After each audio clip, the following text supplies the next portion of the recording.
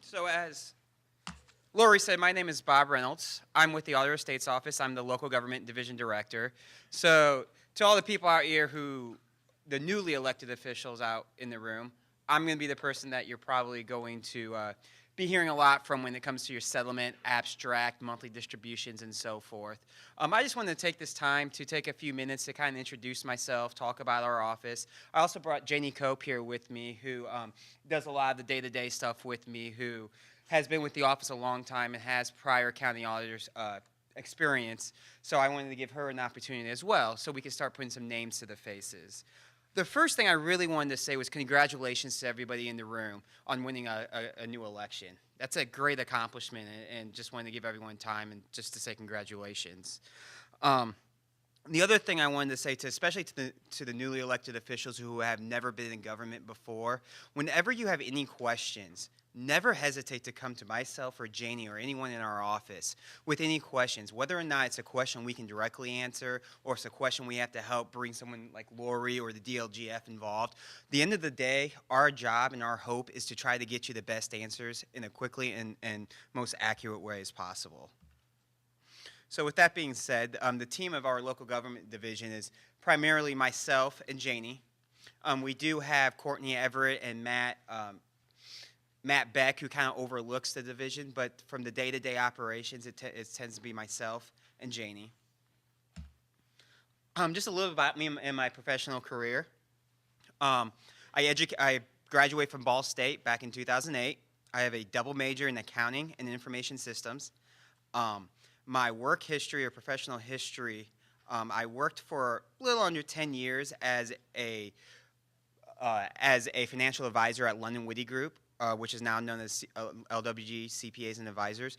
During my time there, I kind of did split duties. My first 3 years or so, I did a lot of your basic CPA tax work, a lot of auditing.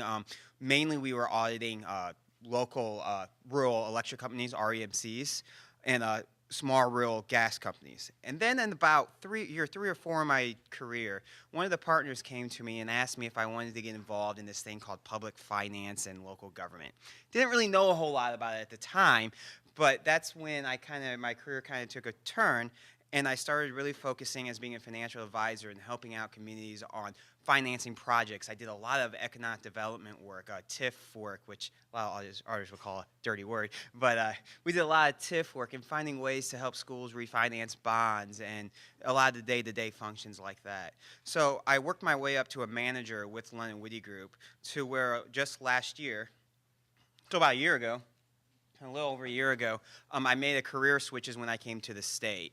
So like a lot of the newly elected officials, I've only been in my current position for a year. So I understand, while I may have had a background in a lot of the information and a lot of the stuff that we do, there was still a lot of new things. Every state acronym, I'm still learning all those. There's acronyms for acronyms. I can't quite figure that out. One of these days I'll know it, but I still turn around to Jim and say, what the heck does that mean?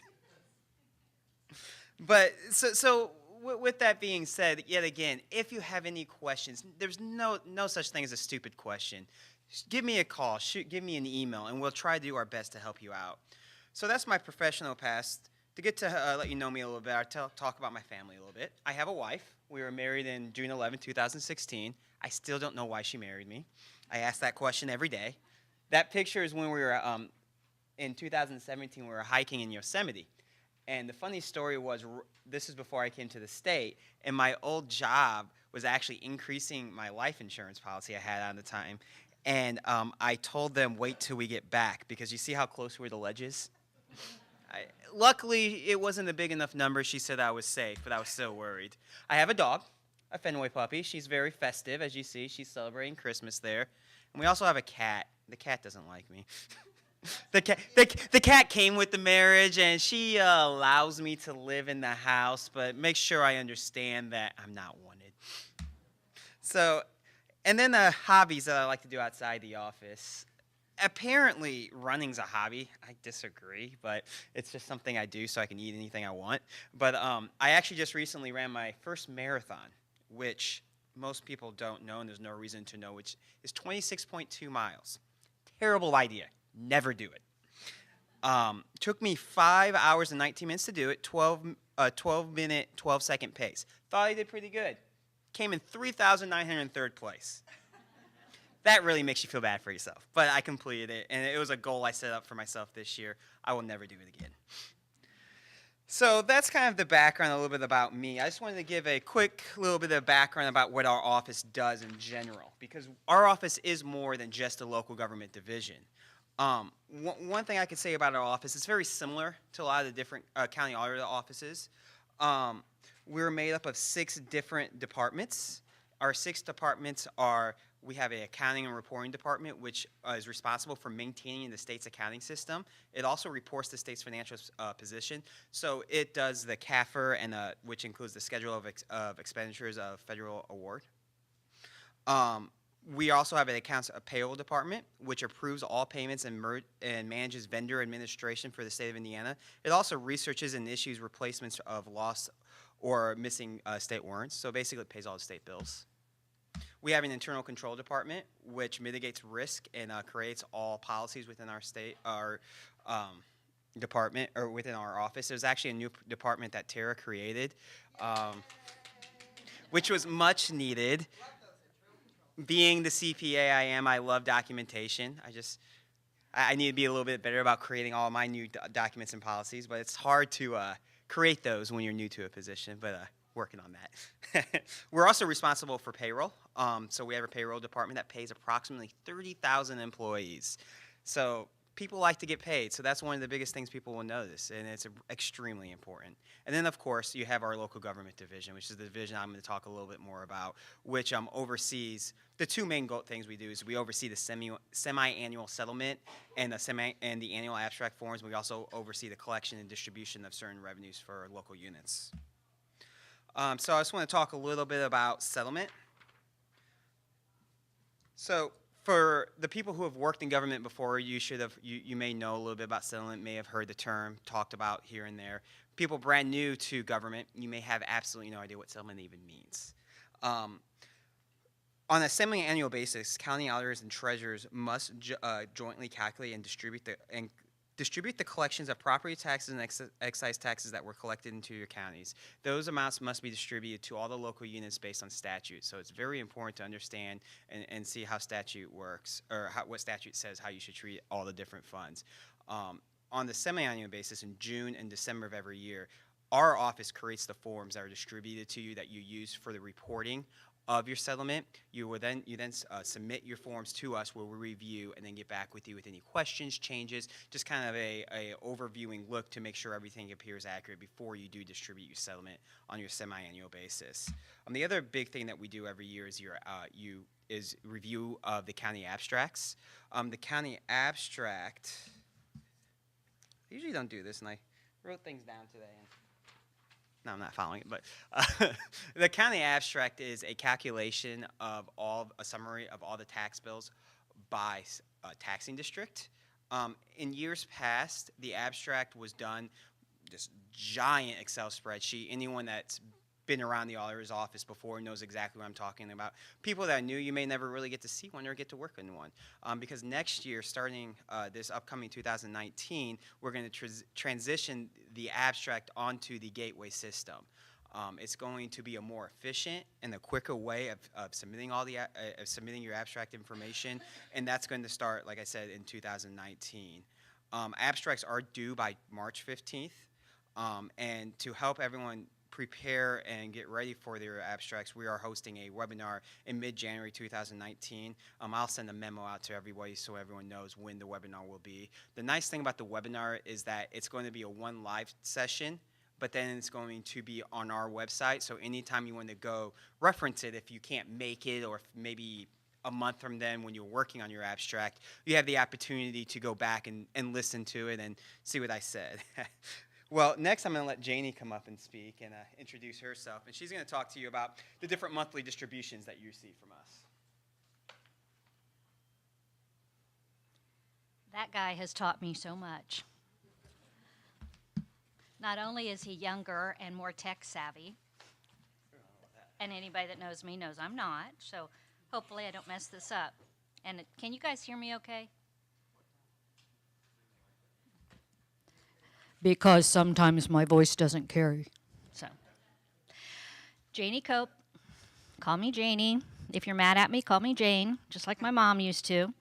Um, I have a huge work history, so I only listed the more recent.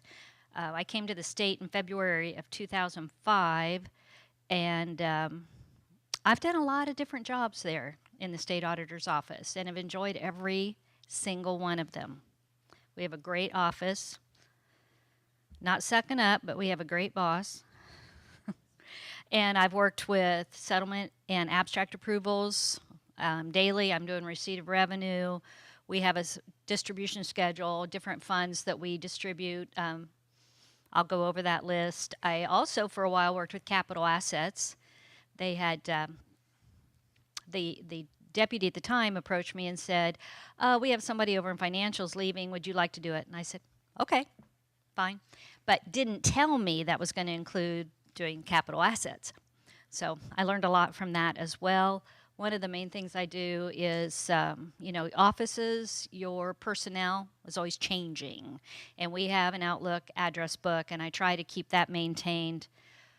Sometimes things fall through the cracks. Apologize, but we do try to keep that up to date. And we will, most likely, we keep an Outlook contact for county auditors and staff, treasurers and staff, and actually clerk treasurers. We just started to build one of those because we don't really, as a rule, have as much contact with the county surveyors and some of the other offices.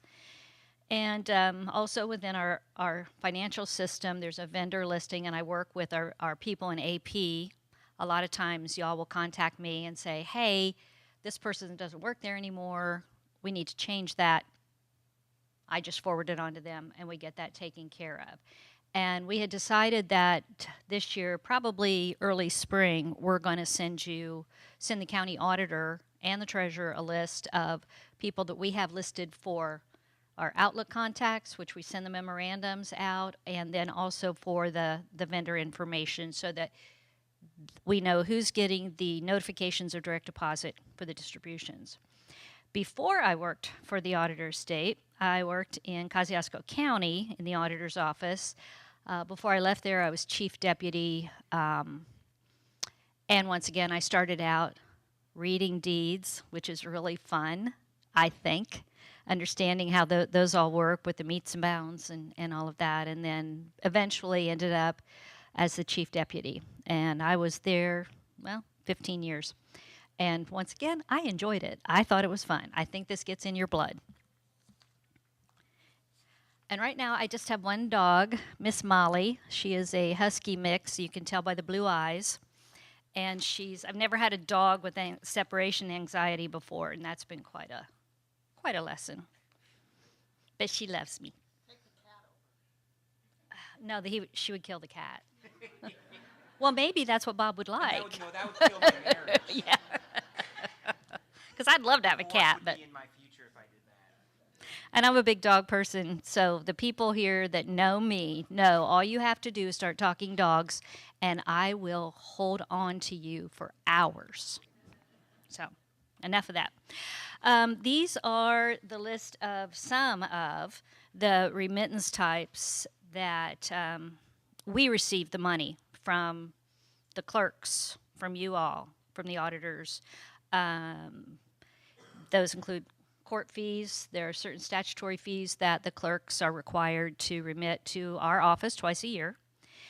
We work with court administration to get that information out there, and luckily we have a staff attorney now who makes sure that the forms are always up to date with the most current codes. I can tell you after 13 years that didn't always happen. So that's been a real benefit. Fines and forfeitures, that's from like bond forfeitures or forfeitures from a case in the courts. The money goes to the common school fund. The county auditors remit that. Settlement funds, county auditor remits that. Because a portion of when an auditor calculates and processes the settlement, there is a portion of that money that comes to the state. And then judges' supplemental payments, counties can opt to pay, and I think it's an amount up to $5,000 towards supplementing your local your judges' salaries. The county auditor remits that 4 times a year, and we bug you if we don't receive it. I bug you. And then sometimes there's just some other miscellaneous money that comes in. Disbursements. Yay, that's when you all get the money. The motor vehicle, highway, local road, and street, that's probably one of the largest amounts that we send out, and we've been doing some reviewing, like some of the things that Tara talked about as far as making sure you know your statutory responsibilities. It's a good idea to look at those. You know, just because something was done one way for 30 years, well, maybe the statute's changed. Maybe it really wasn't right, although at the time it may have seemed right, it wasn't. So it's a good idea to always look at that. We distribute cigarette tax, ABC gallonage, that is alcohol for the gallonage that's sold, that the entities remit that to the Department of Revenue. We distribute that. I think it's quarterly, but it might be twice a year. Quarterly. Innkeeper's tax, if your county adopted an innkeeper's tax, treasurers will know about that. Food and beverage tax, which also includes, we call it stadium tax. That's a food and beverage tax that we refer to the donut counties, not an acronym, but something to know. The counties that are around Indianapolis that adopted a food and beverage tax, and some of that money goes to help pay for the stadium. Supplemental wagering and wagering tax. Supplemental wagering used to be called admissions tax, so some of us have trouble remembering to call it supplemental wagering. And that's money that comes in from the casinos. And then we have more. Financial institutions tax. Once again, that's money financial institutions are taxed and they pay to the Department of Revenue. Commercial vehicle excise tax. Once a year, if you have a certified county engineer, which the county auditor certifies, and that means that they have a certification number, they will get a stipend, supplement, $20,000. And covered bridge. Some of the counties have a covered bridge, and once again, we send you a form and say you have to certify how many covered bridges you have, and we keep track and kind of compare year to year. And if we see Park County has a lot of covered bridges, and if we don't hear from them, we know something's wrong, and we get a hold, and we bug the heck out of the county to get us the documentation. Also, the biggie, local income tax that your county may have adopted. Those go out monthly. We distribute that. Excise tax replacement credit, when you go get your license plates and you're charged an excise tax. Well, there's a credit that's funded by the lottery, and we distribute that monthly. Try to do it timely, and that also goes into the settlement. Then there's also something kind of fun, National Forest receipts and timber sales, mostly down around Hoosier National Forest and some other military installations that sell timber, and then some of the proceeds go back to the county. The other thing that I get to do, the Outlook address books, like I told you, that we use those lists to send out a lot of emails that are usually informational. Here's what we're sending to you, like the financial institutions tax. Here's how to calculate the apportionment of those dollars. And like I said, we're going to try early spring to send out, because we know you're going to have some staff changes, and we want to make sure that we've got the most current information. And then the vendor information, like I said, we work with that. There's 2 forms, just so you know, so might want to write that down. If you're changing banks, these are the 2 forms that need to be completed, and they can be found on the Auditor of State's website under Forms. It'll be the first screen that comes up.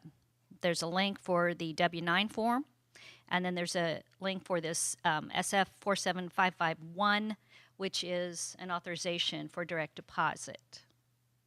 And I'll just reiterate what Bob said. You've got any questions? I know you're getting bombarded with a lot of stuff. Don't hesitate to call, send an email, And if you don't hear back from us within a day, you'll know that we were either missed it or something else happened, because we certainly want to get back to you as soon as as soon as we can. And that is all I have to say. Yeah, well, like Janie said, if it 24 hours comes back, generally our rule of thumb is is to respond within 24 hours. Even if it's we received it, we're looking into it. If you do not hear from us, bug us. Send me another email. Call us. It won't offend me. Won't make me upset. I just want to make sure we receive the question and answer the question. One thing I wanted to add on to when she was talking about the different distributions is one thing that we are really looking at in-house is when we make the distributions, we're looking from a month-to-month and the annual basis and doing comparative percentages to make sure that the amounts are within reason. This is going back to kind of my old audit days, just doing a reasonable test. However, we don't live in your counties. We're not in your counties on a daily basis. And if anything looks questionable, if you have any questions about the amounts you're receiving, don't hesitate to contact us. It's so important to not just receive the funds, but to understand why you're receiving the amount you receive. I'm always willing to walk you through and help guide you through the statute and try to get you where you need to be. If it's something I don't know, I'll help work with the SBOA or the DLGF and making sure that we can get the answer that you need. But the understanding of why you're receiving the revenue you receive is so important because it really goes into your budgeting, forecasting, and everything that you're going to do. That's all I had. Thank you.